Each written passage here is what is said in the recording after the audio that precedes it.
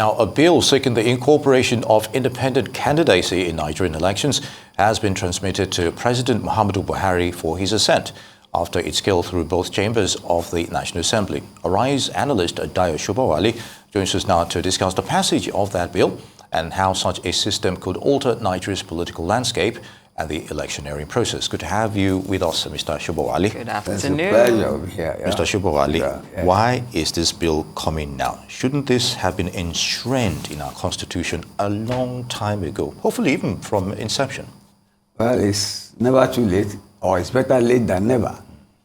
It's a welcome development, and that those in the National Assembly could think about it is a commendable issue, because they are the beneficiaries of the monopoly of the two major parties that we have.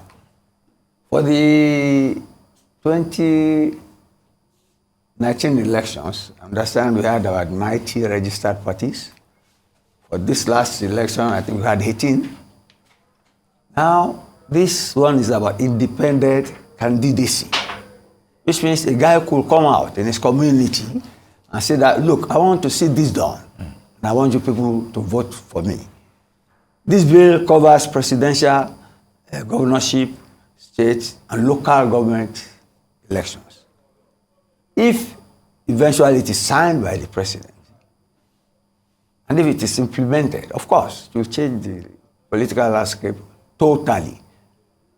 For now, see, I know my politician friends will be after me. I have to say what I have to say.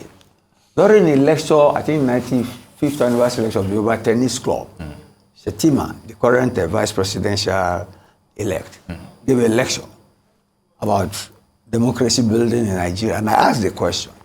I said, Nigeria was under colonialism for decades. We got independence in 1960. I say, but now we are under the colonialism of the political class. I asked him, how can we get out of that? This bill is a step in that direction.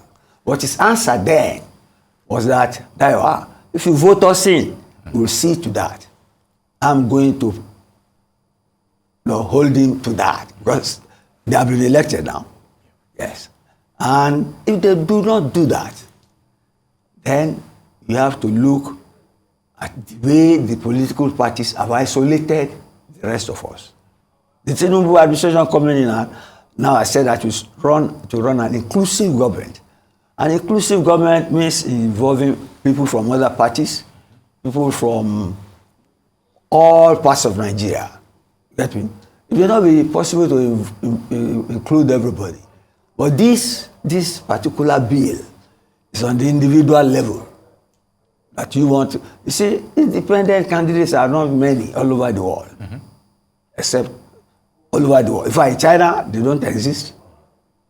And the way we are going, political parties are running this place like a communist republic. In China, the membership of the Communist Party of China is less than 100 billion. The population of China is 1.4 billion. And they have a monopoly, no dissent. God forbid that we get to that. That is why this bill is propitious. It is welcome. It will open the field for more political participation and for more equity, and raise the level of discussion, raise the problem of solving issues. People can comment on issues, not necessarily affiliation to political parties, depending on your regional problems or what you feel like. I am happy about the development, and I hope the president signs it before he goes. That would be nice. That's right. That would be very nice. Yeah. But Mr. Sobowale, I'm pretty sure that there are two sides of every coin. There might be those that might not be too thrilled with this development. Do you foresee some level of resistance in terms of this being implemented? Those are the political class that I have accused of colonialism and who have threatened me since that time. But I'm still saying it here now. No, see, if you don't belong to a political party, the politicians treat the rest of us like it's a we and them situation. Some of us don't have time to attend the political meetings and all that. But that is the profession of some people. And there are many, and there are not many. What's their percentage?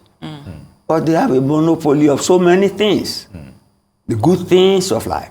In fact, for some people in this nation now, politics is a profession. Whereas, democratically, you should come to the political scene to help people, to serve. But now, it is to make money. That is, at the highest level, is what you have for presidential candidates. That is asking people to pay 100 million naira. How many people can afford 100 million naira? So if the independent candidacy issue sails through, that will lower the threshold for political monopoly of the ruling class, and will lessen the level of exclusivity for political participation. Very good, Mr. Sobowale. Now, looking at specifics here, which level of governance do you think the independent candidacy can have an immediate appeal, whether it's a federal, state, parliamentary, or even local government level? Bearing in mind the electorate itself, are they actually prepared for this, Look, you just mentioned an obstacle, that the self-interest of the political class will make sure they stifle this arrangement. They can knock out any prospective potential independent candidate anyhow. But then, the candidacy has the backing of the law now. It's not that somebody is just stubborn, is doing it in isolation. It's a legitimate candidacy. So that gives it some clout, unlike before. And until it is tested, you cannot know how far it can go. But it has the backing of the law. It is legitimate. No political party can say, go and knock him out of that place. Yes, he has the backing of the law. Mr. Sobowale, the reason I asked this question, sorry, Cynthia, is that, that's very seat you're sitting on. We've had so many people come in, newbies, those that are new to politics and everything, and they have this idea that they want to be president, and they're not even starting from some form of level of governance, for people to actually, accept them. So to a large extent, when you have this arrangement, where do you think, that candidacy, candidacy will have more appeal? And that's why I say this is individual. Yeah, since it's an individual level now. The political parties, you saw even the 18 parties, how many of them are relevant? At the end of the day. How many people know them? But you see, they have some stipends they would take from the electoral body once they are registered. Those are for selfish interests. They will be irrelevant, mostly irrelevant now, where there is provision for independent candidacy. INEC will have to look at that too and sort that out. And the criteria for registering parties will have to be altered, where there is independent candidacy. It cannot be business as usual in that regard. There must be some balancing to make sure the independent candidate is protected by the law. Indeed. Yes, that's democracy. And I like where this is going. Yeah. But I'm curious, Mr. Sobowale, one thing the House mentioned, they're urging certain states, Jigawa, Kebbi, Kwara, Plateau, and Taraba states. I'm not coming. They're urging them for their input regarding this. I think those are administrative lapses. It's not as if they are opposed to it. So I'm asking them to do that so as not to delay the bill. That's okay. That's fair. Yes. But what do you make of the House also passing that bill that's seeking to include the presiding officers of the National Assembly as members of the National Security Council? For what purpose? That was also a bill that was signed. I'm wondering how that came across to you. Were you also as elated about that? Say that again.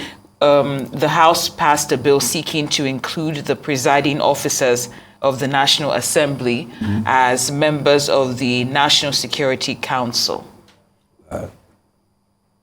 I don't see the need for that. Get me? Because security is a different thing from the legislation. The legislations are there to make laws.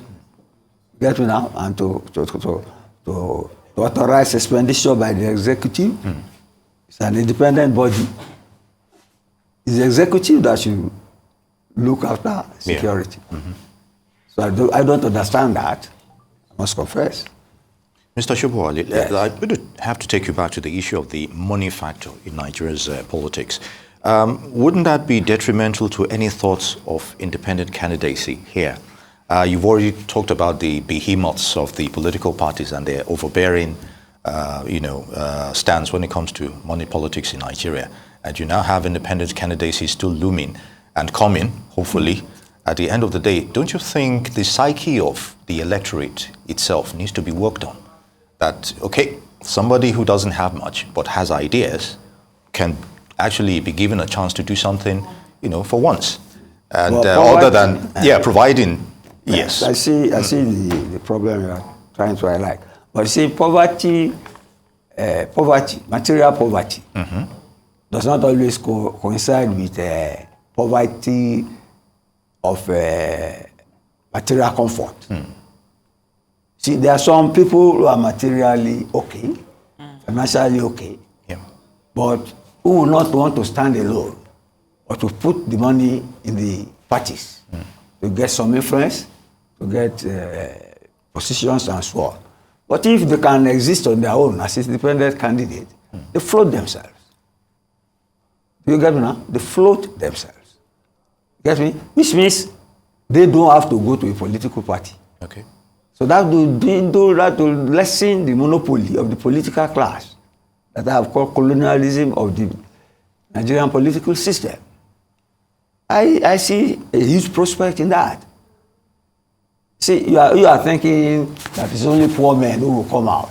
When not necessarily. No, there are middle class people. Yeah, there's some people that are well off that actually do it. But and I have some friends that some of us will. Yeah, but I'm talking about rally around them. The people accepting them, rallying around them. We talked about the mental issues, but the money thing will be there.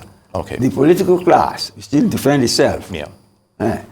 But it depends on the electorate now. You see, whether you like it or not, this Buhari administration has done a lot to show people that you don't have to follow the man with the money. Although some of us suffered as a result of that during the election. Yeah. But that was the idea that it's not even a novelty. During Bola Ige's time, they told people, take their money but don't vote for them. Very true. Take their money, don't vote for them. So that syndrome, that corruption has always been there. Yeah. But then this will go a long way to mitigate it and to redress the imbalance and the rough edge of our democracy. We won't get there one day. Okay. But God forbid that we go the way of the Chinese Communist Party. Which if some politicians have their way, that is where they will have us go to. So the politicians versus the rest of us. God that is not forbid democracy. that. Thank you so much, Arise News analyst Mr. Dayo Sobowale. It's been a pleasure, as always.